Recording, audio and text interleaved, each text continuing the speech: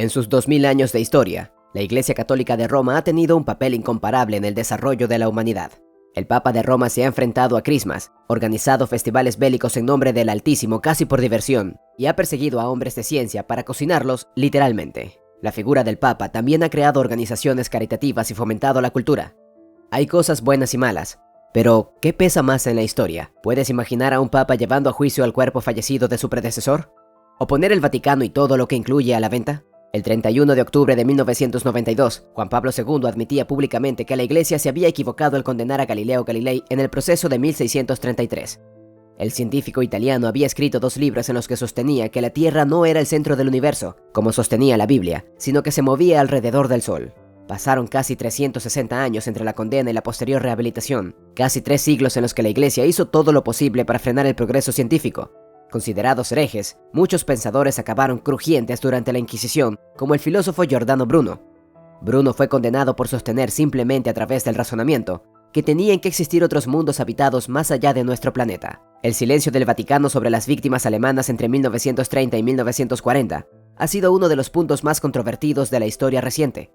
El Papa Pío XII fue nuncio apostólico, es decir, embajador de la Santa Sede, en Alemania antes de acceder al solio pontificio.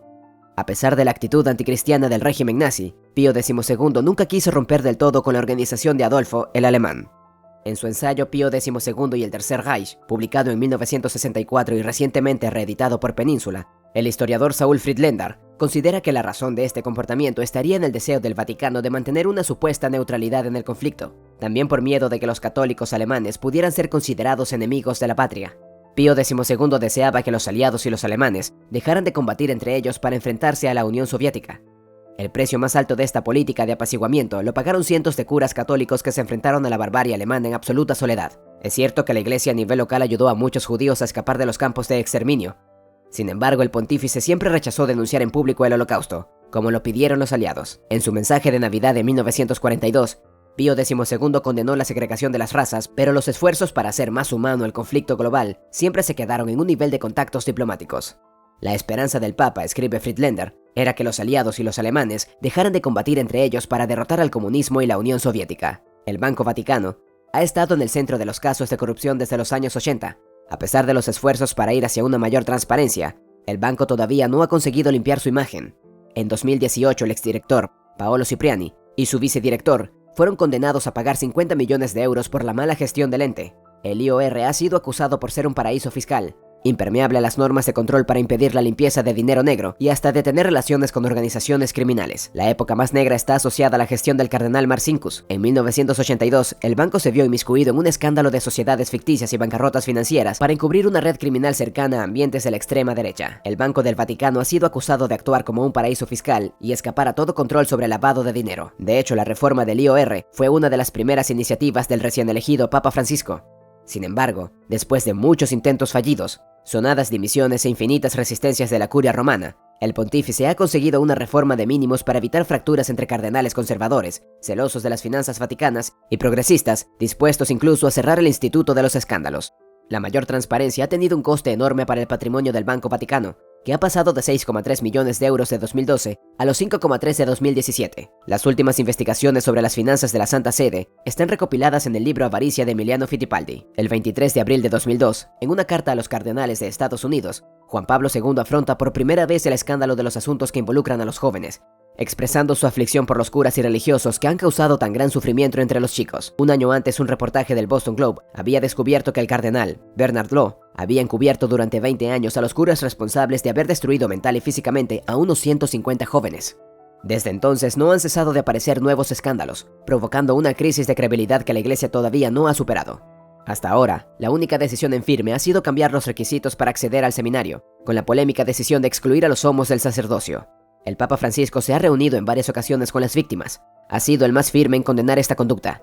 Sin embargo, las resistencias de la curia de Roma han impedido ir más allá de unos mea culpa, devolviendo a la diócesis la gestión de los casos. La Comisión Pontificia para la Tutela de los Chicos, creada por el Papa Francisco en 2014, propuso la creación de un tribunal eclesiástico para juzgar a los obispos que han encubierto a los curas criminales.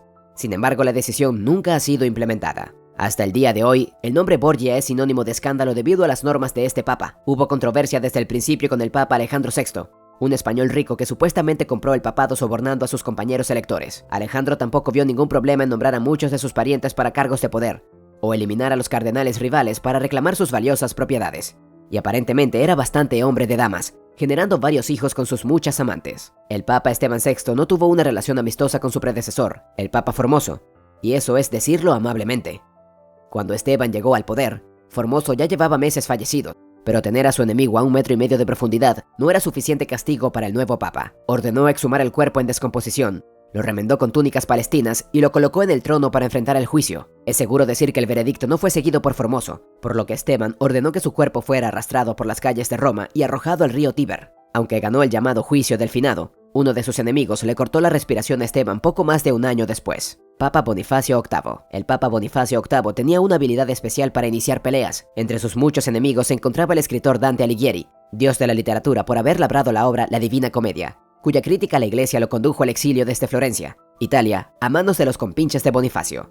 Pero su disputa más acalorada fue con el poderoso rey de Francia, Felipe IV. En 1302, Bonifacio emitió una bula papal, el término de la iglesia para una proclamación oficial que colocaba a los reyes de Europa y sus ejércitos bajo su mando supremo. Muchos gobernantes pudieron haber llamado chorrada a esto, especialmente Felipe, quien ordenó la captura de Bonifacio después de enterarse de los planes del Papa de excomulgarlo. Bonifacio falleció poco después, pero no antes de ganarse un lugar permanente en el octavo círculo del infierno, en el infierno de Dante. La elección del Papa Urbano VI en 1378 desencadenó el cisma de Occidente, también conocido como el momento en que había dos, y más tarde, tres papas rivales que reclamaban el título de líder de la iglesia al estilo de Juego de Tronos. Urbano tampoco tuvo problemas para usar la violencia para despachar a sus enemigos. Llamó a brutales eliminaciones humanas de los cardenales que conspiraron contra él, y la leyenda dice que incluso se quejó de que sus gritos no eran lo suficientemente fuertes. El Papa León X tenía un gusto por las cosas buenas de la vida. Financió algunas de las obras de arte más famosas del Renacimiento, pero su gran gasto llevó a las finanzas de la iglesia a lo más profundo de los números rojos. Para ayudar a equilibrar los libros de cuentas, se basó en gran medida en la venta de indulgencias, que es dar dinero a la iglesia para comprar el perdón de los pecados, o por ejemplo, para sacar a un pariente fallecido del purgatorio.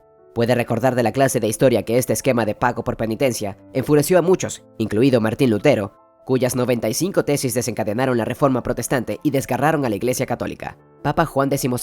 Este futuro papa tenía apenas 18 años cuando se convirtió en papa, y la historia afirma que Juan XII dirigió la iglesia de una manera que cabría de esperar de un adolescente hormonal con un poder enorme. Según la mayoría de los relatos, parece que el palacio papal de Juan XII era una fiesta de fraternidades parcialmente ruidosa, al estilo de una casa de placer. Cualquiera que sea la versión en la que creas, Juan XII definitivamente no era célibe, y la leyenda dice que dejó este mundo de un ataque cerebral haciendo lo que amaba, con la esposa de otro hombre. El joven Theophylactus pasaría a la historia como el demonio del infierno, y tan vil, tan sucio, tan execrable, que me da escalofríos pensarlo. Son solo algunas de las amables palabras que los futuros santos y otros papas han usado para describir al Papa Benedicto IX. Este papa ocupó el cargo en 3 ocasiones diferentes, y fue como un resfriado muy fuerte del que la iglesia no pudo deshacerse. Su primer periodo como papa terminó con él huyendo de Roma después de una rebelión de los ciudadanos, que estalló por su comportamiento violento. Luego volvió al poder por una segunda temporada, pero vendió el papado a su padrino, que se convirtió en el Papa Gregorio VI. Pero Benedicto aún no había terminado. Regresó a Roma 2 años más tarde, recuperó el trono, y luego lo perdió nuevamente después de que los ejércitos alemanes finalmente lo expulsaron de Roma para siempre. Papa Sergio III. Nació como Sergio en Roma, aunque es de lo poco que se conoce de él, ya que no se sabe su fecha de nacimiento. Como amigo del Papa Esteban VI, famoso por su juicio a un finado, no debería extrañar que Sergio III tampoco fuera un gran papa. Sergio llegó al poder en un momento en que varios reclamaban el título, y después de declarar a varios de sus rivales antipapas, al menos uno de ellos fue asesinado. Algunos también dicen que es el padre del Papa Juan XI, producto de la relación de Sergio con una socialité romana llamada Marosia.